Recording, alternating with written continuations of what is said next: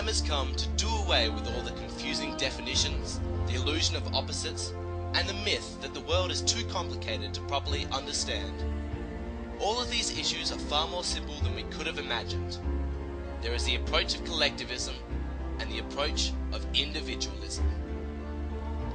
Now that we have examined the true origin of human rights, the fallacy of group supremacy, the immorality of using coercion, and the need for equality under law, one question remains.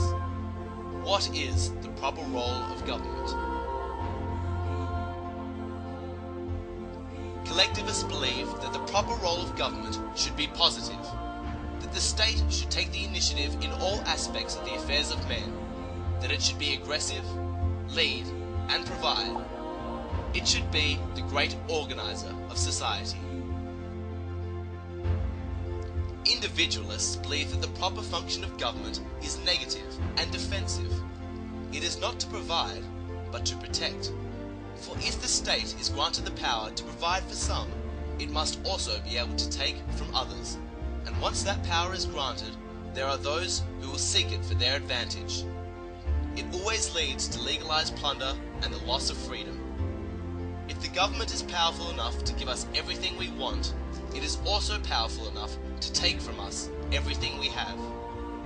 Therefore, the proper function of government is to protect the lives, liberty, and property of its citizens, and nothing more. We hear a lot today about right-wingers versus left-wingers, but what do these terms really mean?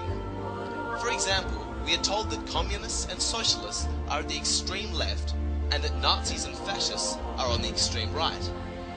Here we have this image of two powerful ideological adversaries pitted against each other, and the impression is that somehow they are opposites. But what is the difference? They are not opposites at all. They are the same. The insignias may be different, but when you analyze communism and Nazism, they both embody the principles of socialism. Communists are clear that they embody socialism, and the Nazi movement in Germany was actually called the National Socialist Party. Communists believe in international socialism, whereas Nazis advocate national socialism. Communists promote class hatred and class conflict to motivate loyalty and the blind obedience of their followers, whereas the Nazis use race conflict and race hatred to accomplish the same objective. Other than that, there is no difference between communism and Nazism.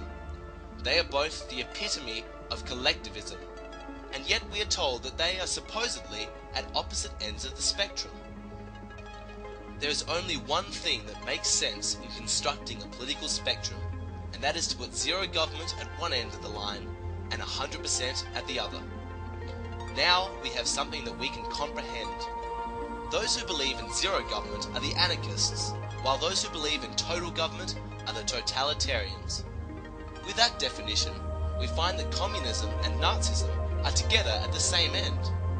They are both totalitarian. Why? Because they are both based on the model of collectivism. Communism, Nazism, fascism, and socialism all gravitate towards bigger and bigger government because that is the logical extension of their common ideology. Under collectivism, all problems are the responsibility of the state and must be solved by the state. The more problems there are, the more powerful the state must become. If you accept the principle that government must solve society's problems, you get on the slippery slope and there is no place to stop until you reach all the way to the end of the scale, which is total government. Regardless of what name you give it, regardless of how you relabel it to make it seem new or different, collectivism is totalitarianism. In fact, the straight line concept of a political spectrum is somewhat misleading. It is really a circle. You can take the straight line with 100% government at one end and zero at the other, bend it round and touch the ends at the top.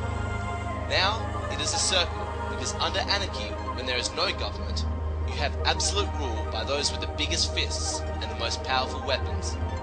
So you jump from zero government to totalitarianism in a flash. They meet at the top. When dealing with a circle, the only logical place for us to be is somewhere in the middle of the extremes. We need social and political organisation, of course, but it must be built on individualism, an ideology with an affinity to that part of the spectrum with the least amount of government possible, instead of collectivism with an affinity at the other end of the spectrum with the most amount of government possible. That government is best which governs least, governs least, governs least, governs least, governs least.